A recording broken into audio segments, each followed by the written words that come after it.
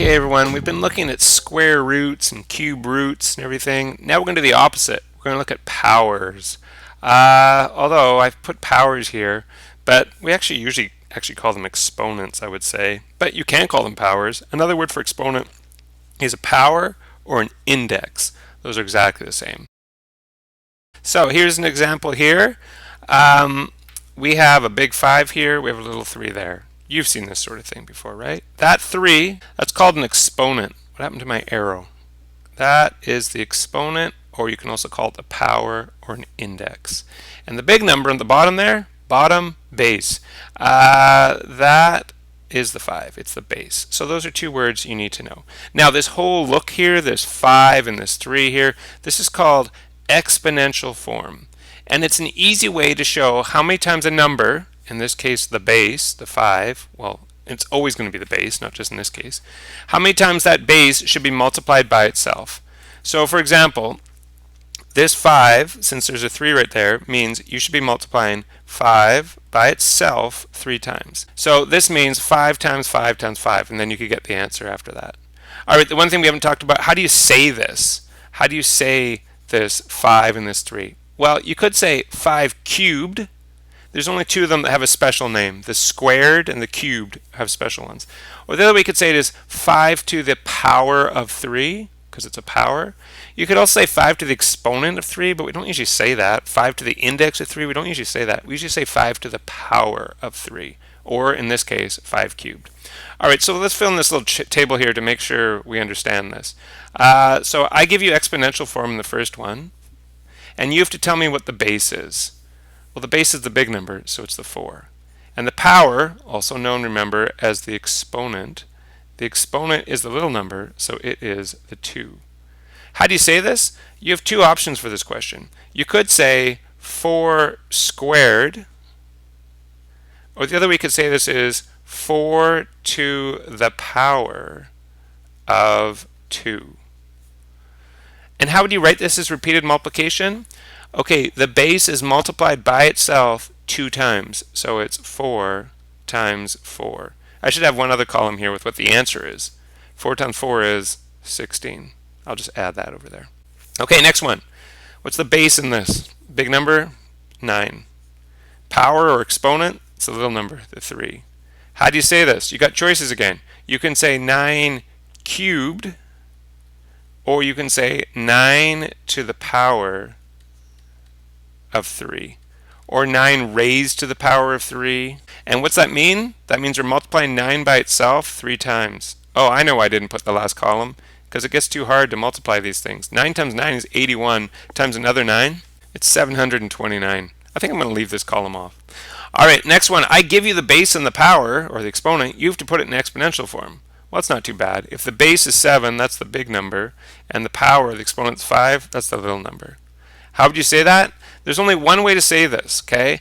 Well, I mean, with slight variations, but we don't have that fancy word here. We have this squared here and this cubed here. That's only for 2 and 3 here, because we really only operate in this world up to 3 dimensions. If we're going to have a special name for 5, we'd have to have like a really common 5th dimensional shape we all know, and we just don't have that. Okay, so how you're going to say this is 7 to the power of 5. Or 7 to the 5th power, or 7 raised to the 5th power, or something like that. And repeated multiplication, you're going to multiply 7 by itself 5 times. And you could take your calculator and do that, of course. Or you can also take your calculator and put directly this exponential form in. We talked about this before. You should have a button on your calculator that looks like this, or it might look like this, or it might look like this. Okay, probably one of those 3. All right, next one. I give you the repeated multiplication. So I've got n times n times n times n times n times n. So what do we need to know here? We need to know how many of those n's are there. 1, 2, 3, 4, 5, 6. There's 6 of those n's. So what does that mean? It means the thing we're multiplying by itself is n, and the number of times we're doing it is 6. That's fine. We can have exponential form with letters in it. What's the base? The base is this bottom number here, the n, and the power is 6. How would you say this? You would say n, I know it's weird, but n to the 6th power, or to the power of 6. Okay, last one here, 12 to the 4th power. Oh, we can go straight to exponential form. 12 to the 4th power, which means 12 is the base, 4 is the power or the exponent, and repeated multiplication, multiply 12 by itself 4 times. Okay, the next thing we do, we're going to look for a pattern here. So I've got a bunch of exponential form questions with the base of 2. Okay, 2 to the 5th, that means 2 multiplied by itself 5 times. 4, 5. And let's actually get that answer. 2 times 2 is 4, times another 2 is 8, times another 2 is 16, times another 2 is 32. Okay, 2 to the 4th, that means we have 4 2's. And what's that equal? 2 times 2 is 4, 4 times 2 is 8, and 8 times 2 is 16. 2 cubed, that's 2 times 2 times 2. What does that equal? 2 times 2 is 4, times 2 is 8. 2 squared, what's that equal? 2 times 2. 2 times 2 is 4. And 2 to the 1st. Now you probably have a good idea of this, but let's just wait. And 2 to the 0, you might have no idea right now. So let's just wait on those. What I want you to do is I want you to look at these numbers, and I want you to tell me, can you see a pattern? Specifically, if you start up at the 32, how do you go to the 16, and then how do you go to the 8, and how do you go to the 4? What can you do every single time? Well, what I notice you can do is you can always divide by 2. 32 divided by 2 will give you 16. 16 divided by 2 will give you 8. 8 divided by 2 will give you 4. So guess what you can do to figure out what 2 to the 1 is? You're going to take this 4 and you're going to divide it by 2. What's 4 divided by 2? It is 2. And hopefully that makes sense to you, right? When I have a 2 there, it means you're multiplying 2 of them together. If I have a 1, it means you're multiplying 1 together by itself. Well, it doesn't really make sense. Okay, now to get 2 to the 0 power, what are you going to do? Again, divide by 2. You're going to divide 2 by 2.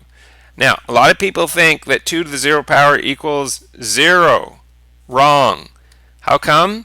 Because 2 divided by 2 does not equal 0. If you divide a number by itself, you get 1. Yes, if you raise something to the 0 power, you get 1. If you raise something to the first power, you get itself. Okay, so those are two very important rules that I want to write down here. So if you have 1 as an exponent, a base raised to the power of 1 is equal to the base itself. So for example, if we have a and we raise it to the first power, then our answer is going to be a. That applies for all numbers. No matter what number you put in for a, that'll always be true. But we can use some actual numbers. What if it was 63 to the first power? Well, it's just going to equal the base, which is 63. Okay, not too bad. How about 0? 0 as an exponent. If you have 0 as an exponent, then the base raised to the power of 0 is always equal to 1, as we just saw. The way you can write that formally for every number is like this. So a to the 0 power equals 1. And again, if I was going to do an example, what the heck, I'll use 63 again. 63 to the 0 power is 1. Anything to the first power equals itself. Anything to the 0 power equals 1. All right, let's do some questions here to review everything we've learned so far in this video, and then we'll get to the super hard part at the end. So the first question here is 3 to the 4th power. Well, you know what that means. That means you're multiplying 3 by itself 4 times. Right? Now, that's not really the answer what I've written here. This is repeated multiplication. What I want you to do in this question is actually tell me, what does this equal? So you need to do 3 times 3, which is 9, 9 times 3, which is 27, and 27 times 3, which is actually kind of tricky, isn't it? So I'll give you a little hint. You can do this. You can do it in pairs. You could go 3 times 3 and get that answer, 3 times 3 and get that answer, and then multiply those together. We all know that 3 times 3 is 9, and this one's also 9. 9 times 9, 81. The next one, 2 over 5 cubed. Well, that means you're going to take the base, which is 2 over 5, and you're going to multiply it by itself 3 times. So you're literally doing 2 over 5 times 2 over 5 times 2 over 5. Now, do you remember how to multiply fractions? You should. You do not need a common denominator, even though you have one. All you're going to do is multiply across the top, multiply across the bottom. So on the top, 2 times 2 is 4, times 2 is 8. And on the bottom, 5 times 5 is 25, times another 5 is 125. That's your answer. Okay, it even works for decimals. 1.1 squared. Well, the base is 1.1, and we're squaring it. So we're multiplying 1.1 times 1.1. Uh-oh, remember how to do that? 1.21 is your answer. If you don't know how to do that, don't worry. We're going to do it some work on that in a later chapter. All right, here's some more that we should know already. 178 to the first power. What happens when it's raised to the first power? It just stays the same, 178. All this stuff, 3m squared np cubed, all of that all raised to the 0 power. Wait a minute, if we raise anything to the 0 power, no matter how complicated it looks, it's always going to be equal to 1. Done. And this last one, what you're going to have to do here is do the bracket first. So 4 plus 3 is 7, and then you're going to square that, right? That 7 is what's left in the bracket. So you have 7 squared. 7 squared equals 7 times 7, which equals 49. I'll tell you right now, a very common mistake people make, which is not true, is you cannot square the 4 and then square the 3 and add them together. That does not work. Don't do it. And speaking of common mistakes people make, I'm now going to introduce you to quite possibly the #1 mistake that people make in high school math. I'm including everyone from grade 8s all the way up to grade 12s.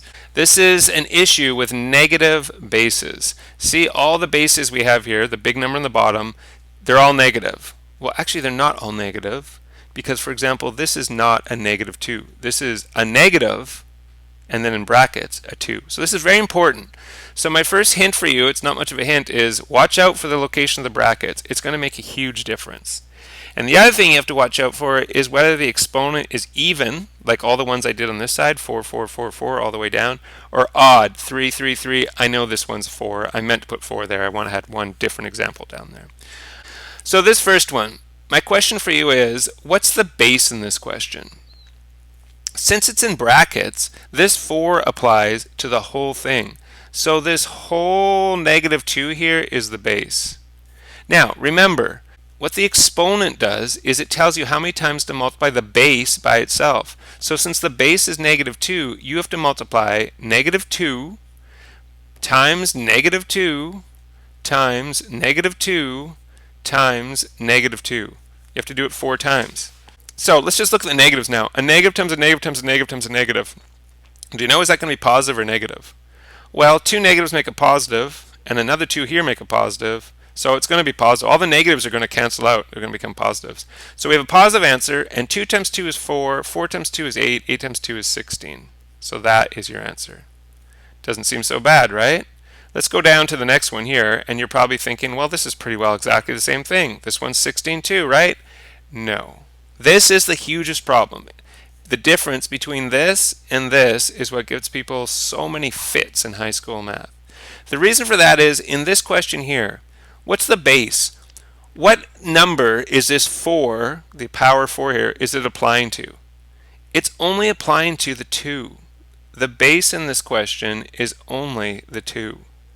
So, since that power is telling you how many times to multiply the base by itself, it's telling you to multiply the 2 by itself 4 times. Like that. Well, what about that negative? Well, you do that after. That negative is going to be slapped on, I say, at the end. So I write it like this. That's how that works. If you want, think of it like this. That 4 is an exponent, and this negative, you can think of negatives as being like a multiplication step. It's kind of like -1 times 2. So if you think of BEDMAS, which we'll get to next day, but I know you've heard of it before, exponent comes before multiplication. You have to do the 2 to the 4 before you multiply by the negative. Why is that different here? Because it's in brackets. Brackets comes first of all. So you do the brackets, which makes this the whole base, and then raise it to the 4th power. All right, let's go back down here. You got to do the brackets first. 2 times 2 times 2 times 2. Well, that's 16. We talked about that up there. But now you're slapping on a negative. This is -16. Oh my goodness. If you can understand the difference between those two things, you're in great shape. All right, how about the next one? Well, it looks a little more complicated, but actually should be easier for you because they've got the brackets there for you. Obviously, you're going to do the brackets first. So you're just going to look at this bit, and it tells you 2 to the 4th power. Well, that's 2 times 2 times 2 times 2, and then you have to slap that negative on after. It's exactly the same as the one we just did. It's equal to -16. What about this one? Well, we've got brackets, but they don't really do anything, right? They're just holding a 2.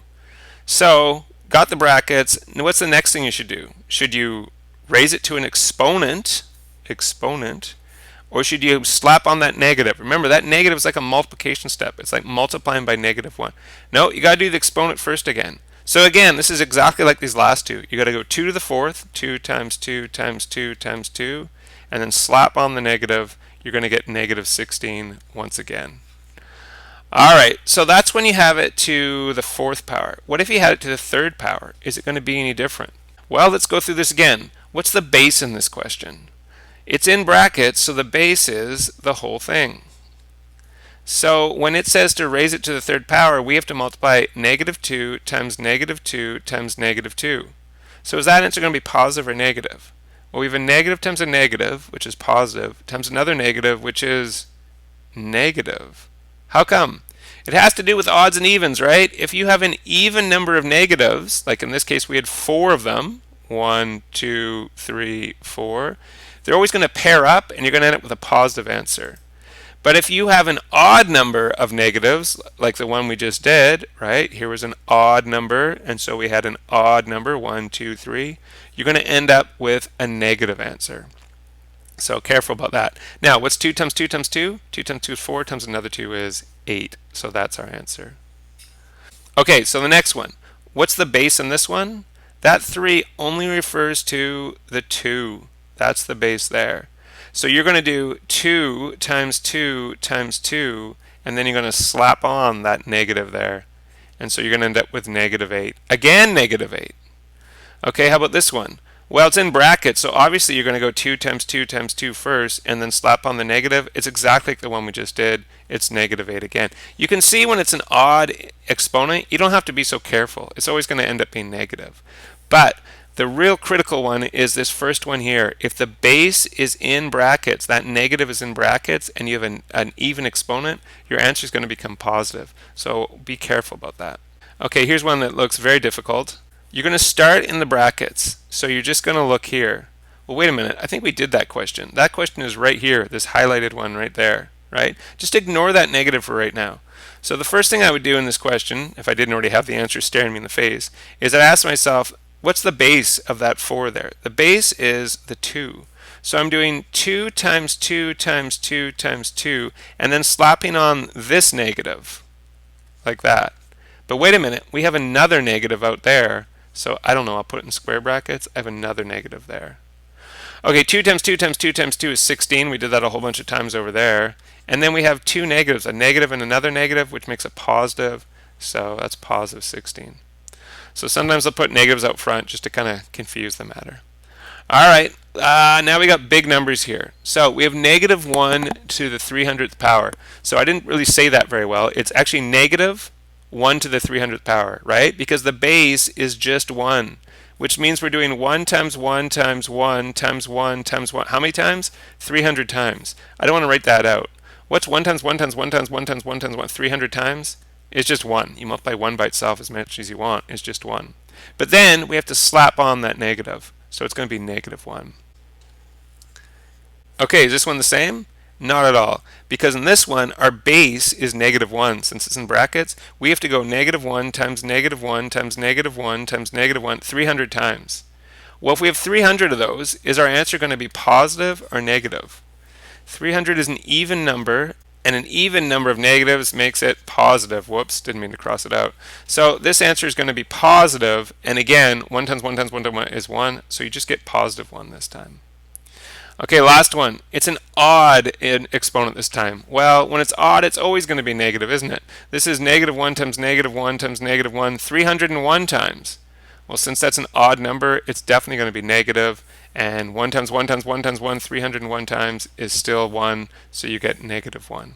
All right, everyone, I know this part in the box is super hard. It's also super important. See if you can figure out the difference between those two questions. That'll make a big difference in the years ahead. Okay, thanks very much, and let me know if you have any questions. Bye.